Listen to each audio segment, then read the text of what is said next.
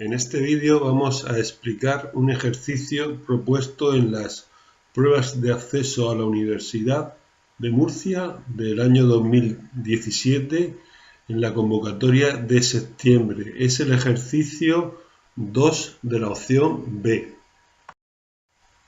Se da la perspectiva de una pieza mecánica y pide realizar el número mínimo de vistas necesarias para definirla, seleccionando el alzado más conveniente y posteriormente acotar sin cifras las vistas realizadas. Se puede realizar el trabajo con regla o a mano alzada. Aunque en la pieza se vea 3/4 de la misma, es simplemente por un proceso de corte o semicorte, más concretamente, de dicha pieza. Pero en la planta habrá que dibujarla completa, como si la pieza llevara todo entero. Entonces voy a empezar construyendo las dos circunferencias concéntricas del tubo principal de la pieza. Continúo con los elementos simétricos que aparecen a izquierda y a derecha de la pieza y prácticamente hemos terminado de dibujar la planta, exceptuando una línea discontinua que construimos en la fase siguiente. Dicha línea discontinua es un círculo, es una circunferencia que hay entre las dos concéntricas del tubo principal y que representa ese hueco interior que estamos viendo en el corte de la pieza en la parte inferior del tubo, que es como si se ensanchara dicho tubo por la parte de abajo, el hueco del tubo por la parte de abajo. Comienzo a hacer ahora el alzado de manera que en la parte izquierda, según lo establecen las leyes del semicorte o las normas del semicorte, en la parte izquierda se hace la representación de la pieza no seccionada. Entonces, en esa parte no es lógico representar las líneas ocultas de la figura, solamente las aristas visibles.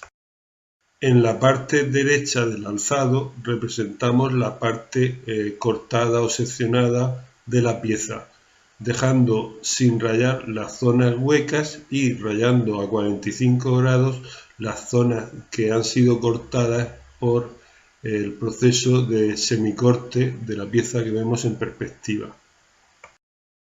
Recordar que hay que dibujar el eje de simetría en el alzado en vez de la arista que se vería según el proceso de cortes, pero en base a la normativa sobre cortes se prevé colocar el eje de simetría en el alzado.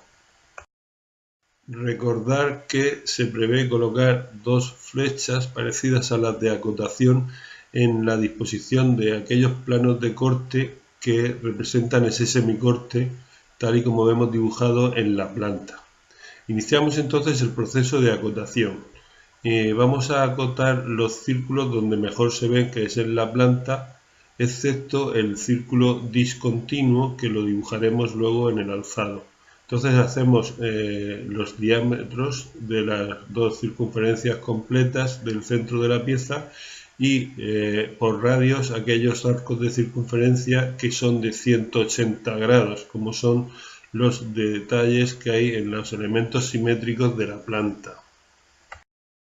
Aunque esos elementos simétricos se encuentren 4 veces en la planta, solamente se acotará una de las 4 veces. Normalmente se acota en sitios diferentes. Lo he acotado un radio en la parte superior de la planta y otro en la parte inferior de la planta. A continuación realizo las cotas de situación de la planta en cuanto a los centros de esos radios que estamos viendo. Acotamos la distancia en lo que sería la línea vertical entre los dos centros y la línea horizontal entre los dos centros. De manera que sumando a esa distancia los radios de los dos arcos tendríamos el tamaño completo de la planta y así no evitaríamos cortar líneas auxiliares de cota. Dejamos para acotar en el alzado las distintas alturas de la figura y he puesto las cotas exteriores en la parte derecha y las interiores en la parte izquierda. Y también he representado mediante el sistema de cota perdida el diámetro de ese ensanchamiento que lleva el tubo en la parte central. Hay que ponerle el símbolo de diámetro para especificar que la medida que vamos a colocar ahí es el diámetro de ese ensanchamiento, y la forma de representarlo es la conocida, poniendo una sola flecha en la parte derecha y prolongando la línea de cota por la izquierda del eje de simetría. A continuación he coloreado las distintas zonas de la perspectiva y de las vistas, que aunque no hace falta realizarlo en el examen, pero creo que queda más claro para cuando uno tiene que estudiarse esta materia, esta asignatura. Si quieres ver más vídeos de dibujo técnico, entra en los buscadores de internet y teclea blog Dibuja Garlo. Y recuerda que si quieres aprender a dibujar, hay que practicar.